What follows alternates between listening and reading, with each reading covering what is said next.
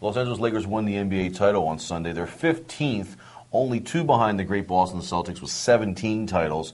But, I was watching the game, Mike, and I got to think that this Lakers team would lose to the teams of the 80s, the Lakers that won 5 titles with Magic and Kareem.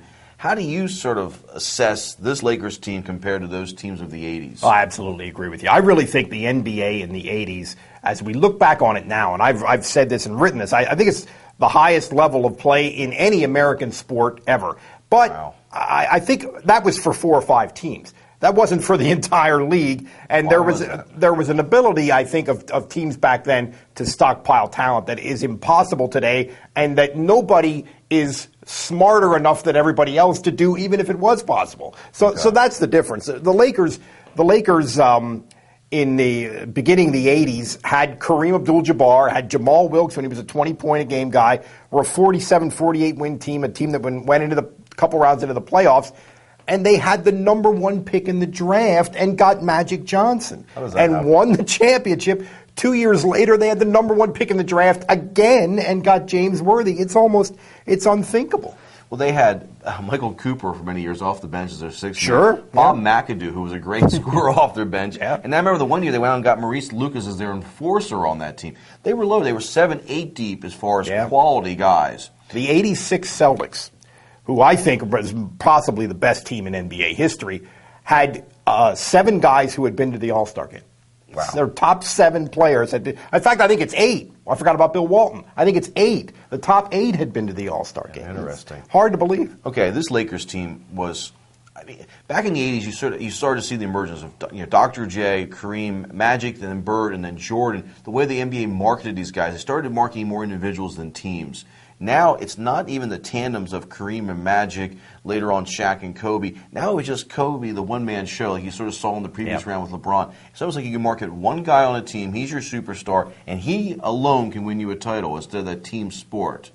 You seen that starting? Yeah, I kind of agree with that. I think Kobe, I don't think Kobe has really changed his stripes that much. I still think there's a piece of him that it's important. It's as important to him to dominate individually as it is to win.